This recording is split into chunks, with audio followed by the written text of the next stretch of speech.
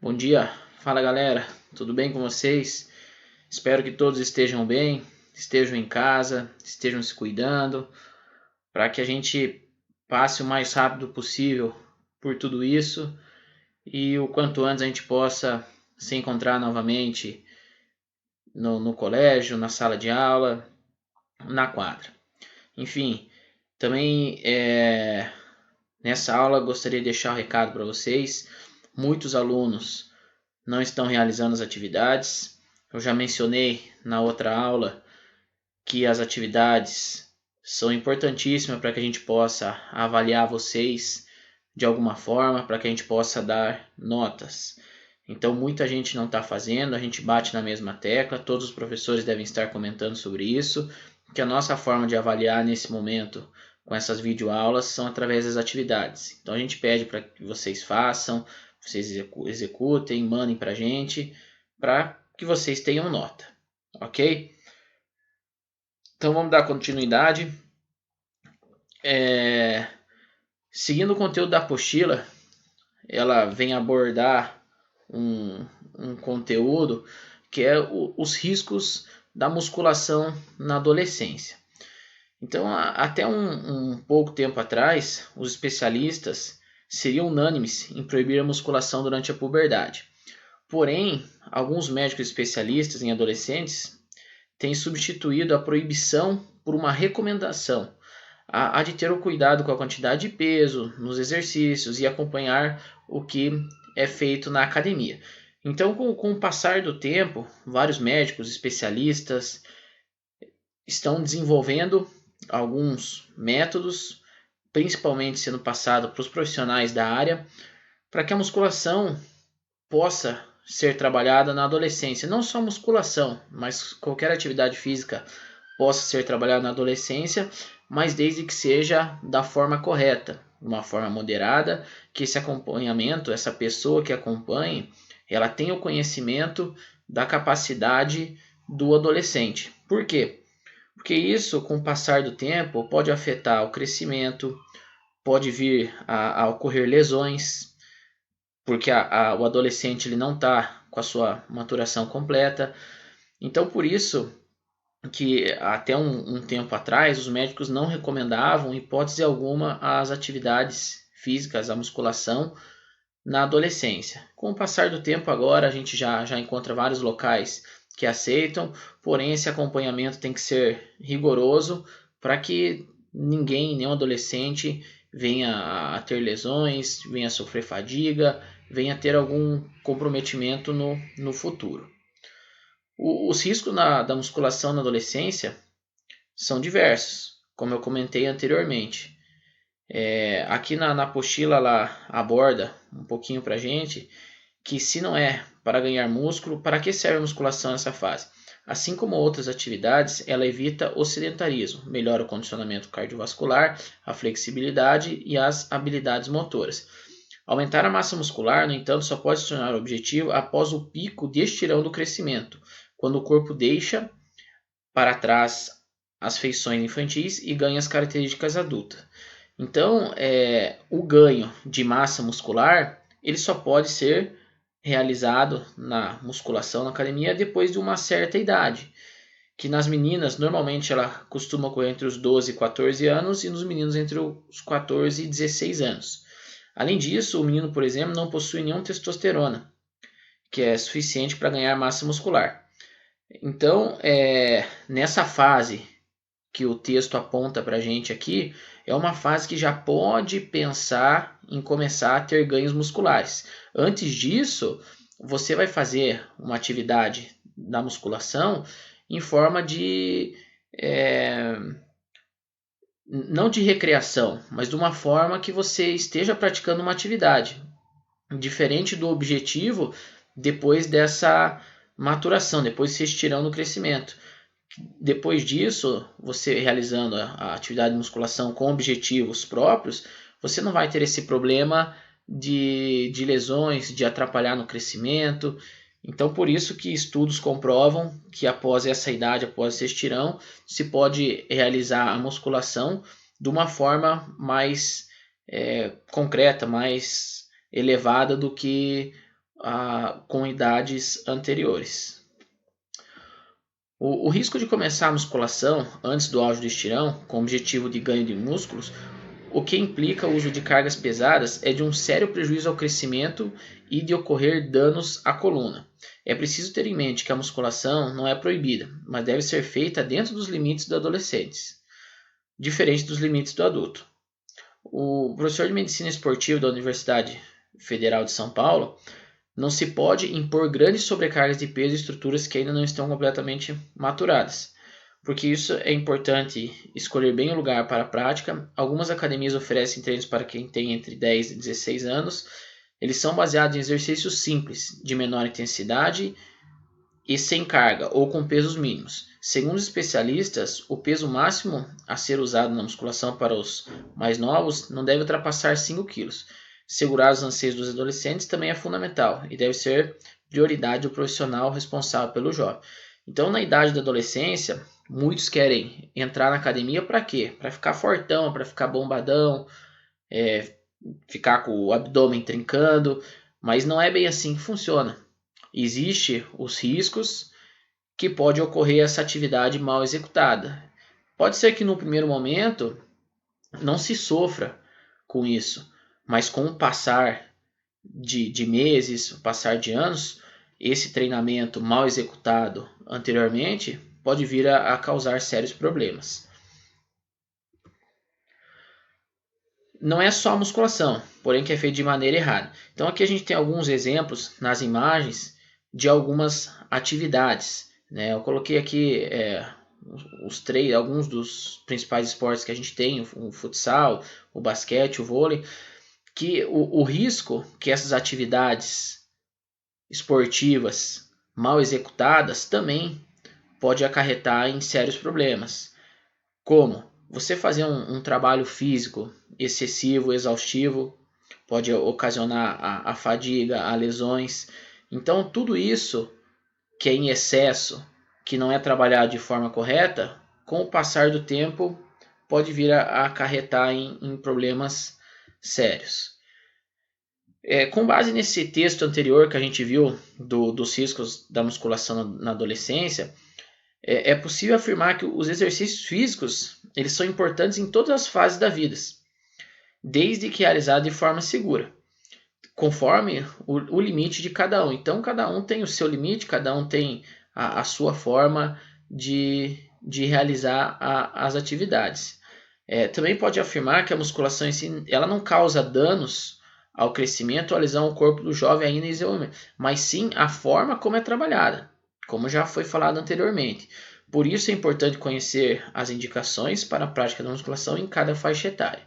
Tudo isso a gente comentou já anteriormente, que em cada faixa etária deve ser trabalhado de uma forma. Algumas recomendações para a prática da musculação na adolescência, que é considerar o estágio maturacional e não a idade cronológica do jovem na elaboração do programa de exercício. Então, às vezes, pode existir um jovem de 16 anos que vai estar num estágio maturacional que não condiz com a idade cronológica dele. E pode ter um indivíduo de 13, 14 anos que já vai estar no estágio maturacional mais desenvolvido que esse 16. Então, eles não são a mesma coisa, certo? Submeter o adolescente a um período de adaptação motora aos exercícios. Então, toda atividade que for feita precisa ter uma adaptação. Não adianta chegar na academia, eu já quero fazer supino 20 kg em cada lado, quero fazer um leg com 150 kg. Não, primeiro você vai ter que conhecer o aparelho, você vai ter que fazer com pesos mínimos, para gradativamente, conforme o seu corpo estiver desenvolvido, você possa ir aumentando o peso, ir aumentando a execução, as repetições, o tempo de trabalho. Como diz aqui no próximo, executar sessões de 20 a 60 minutos no máximo, 3 vezes por semana. Então, isso não é a regra exata. Vai depender muito do profissional que esteja trabalhando com adolescente para ver como que vai ser executado cada atividade, o tempo de duração, a quantidade de vezes por semana. Iniciar sempre cada sessão de 5 a 10 minutos de aquecimento, que o corpo precisa se adaptar à atividade que deve ser realizada. O realizar de 1 a 3 séries de 6 a 15 repetições não é uma receita exata. É o que eu falei, o profissional ele tem que conhecer o indivíduo para poder prescrever essa atividade da forma correta. Escolher uma carga tal qual o adolescente tenha total controle do movimento para realizá-la das repetições e privilegiar exercícios em que a carga é o próprio peso do corpo ou limitar o peso utilizado nas máquinas à metade da massa corporal do praticante. Então vamos dar uma avançada lá. Utilizar todos os grupos musculares, isso é importantíssimo. Sempre utilizar exercícios unilaterais, direita, esquerda, membros superiores, membros inferiores.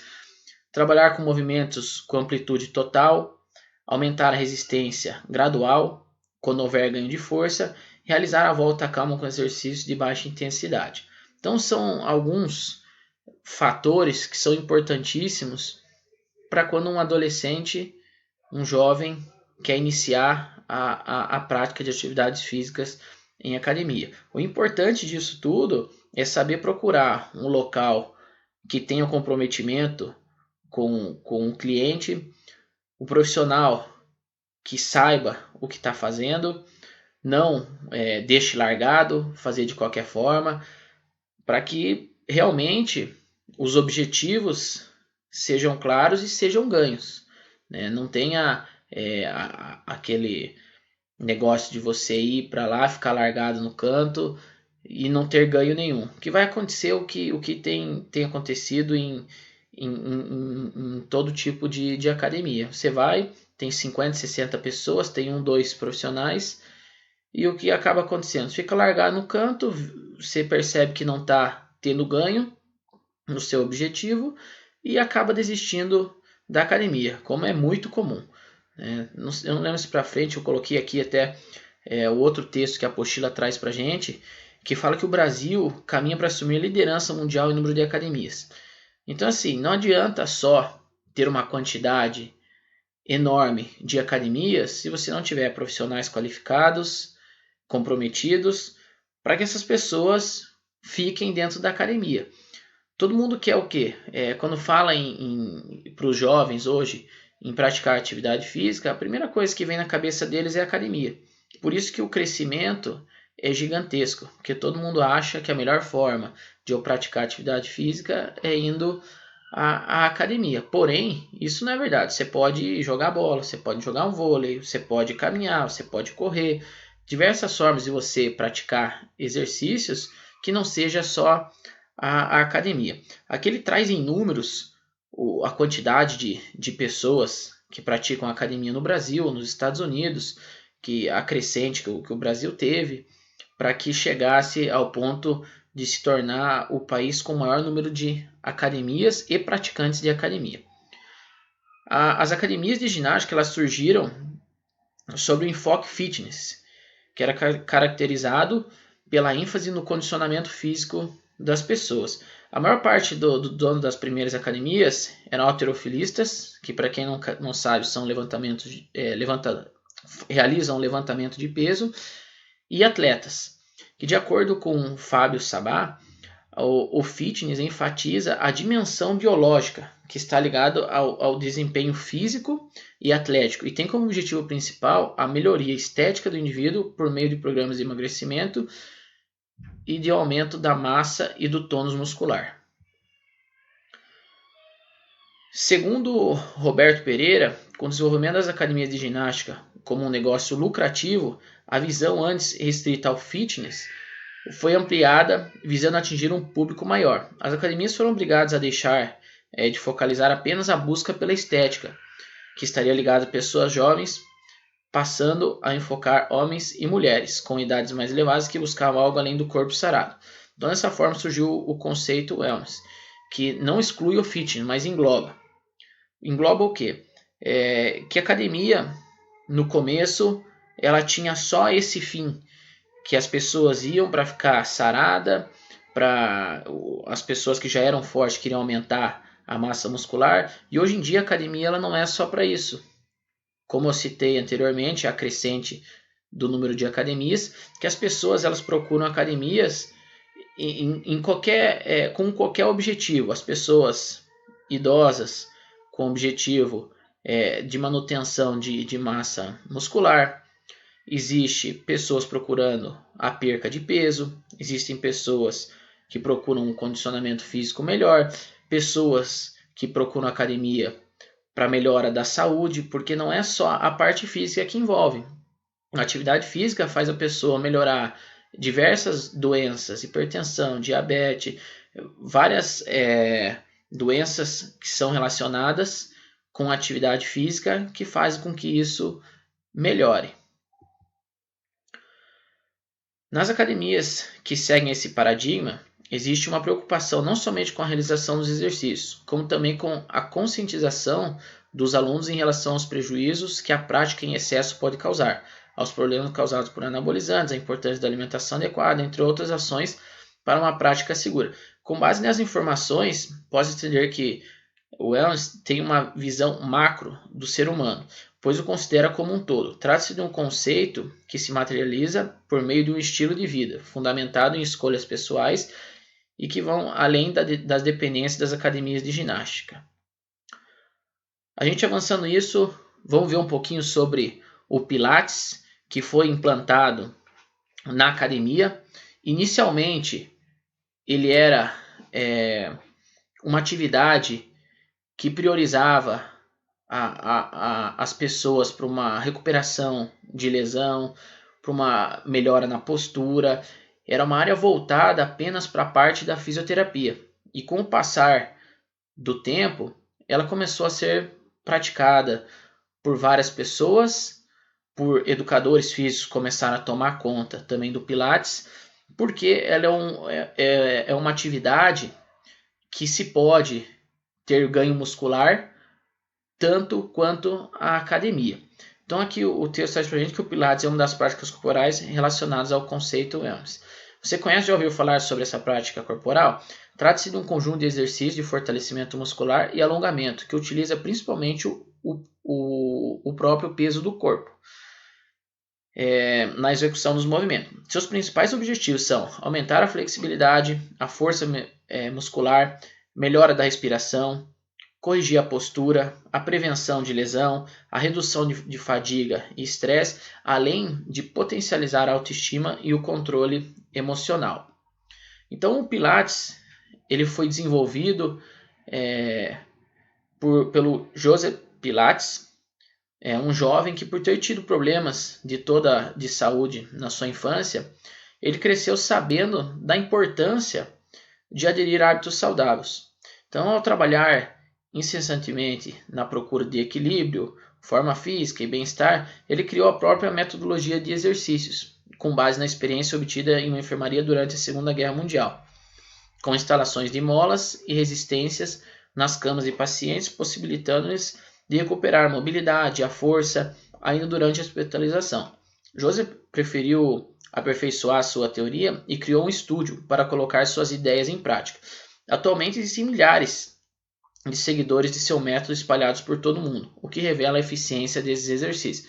Então hoje o Pilates ele já virou moda em todo o mundo, não só moda, mas existem estudos que comprovam que se pode ter uma melhoria, uma recuperação de lesões, uma melhoria de postura, de tudo, através dessa atividade chamada Pilates.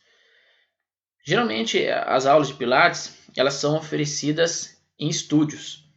Esses exercícios eles podem ser de duas formas. Eles podem ser utilizados com aparelhos, que são as máquinas, utilizando molas, ou podem ser utilizados algum outro material, mas no formato de solo. Então existem duas formas de realizar o Pilates aparelho e o Pilates solo, como a gente vai ver aqui na sequência. O Pilates aparelho são os exercícios realizados em equipamentos estruturados com molas, como eu comentei. Então as molas elas têm diversas formações, desde de um peso bem leve, bem ajustado, como uma mais solta para uma pessoa que quer fazer uma atividade mais leve.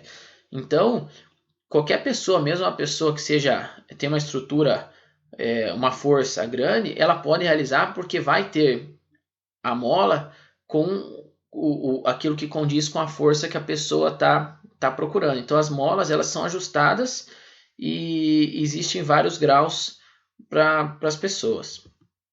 E o Pilates solo são os exercícios que dependem da própria força do corpo para serem realizados, o que gera um pouco mais de esforço dependendo da atividade que seja realizado. Sempre respeitando a condição de cada atleta, né?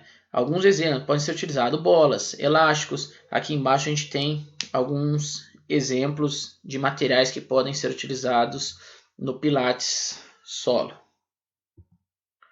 A gente avançando aqui, vou passar um videozinho para vocês poderem ver um pouquinho mais sobre o Pilates. Olá, tudo bem? Eu vou apresentar os 4 aparelhos básicos que existem nos estúdios de Pilates. A Suane vai demonstrar alguns exercícios e eu vou explicar os benefícios em cada um deles. O Cadillac é o maior aparelho. Aqui. Foi o primeiro deles, criado inicialmente para a reabilitação de soldados acamados. Leva este nome pois era o preferido por Joseph Pilates, fazendo referência aos luxuosos carros da marca Cadillac. Evoluiu com outros objetivos ao integrar o estúdio de Joseph. Para diminuir dores na coluna, fortalecer pernas, abdômen e braços, a barra-torre é uma ótima opção. Alguns exercícios são particularmente interessantes para obter simetria entre os dois lados do corpo. Para isso, usamos a barra móvel, equilibrando as duas pontas do bastão na execução do exercício. Para exercícios de muita força e controle muscular, usamos o trapézio e as barras paralelas. A coordenação motora e o controle abdominal ganham-se com as alças de mãos e de pés. Esta é a chair. Joseph Pilates adaptou uma cadeira de rodas para sua invenção. Para trabalhar a coordenação motora, podemos usar os pedais, que podem ser usados juntos ou separados.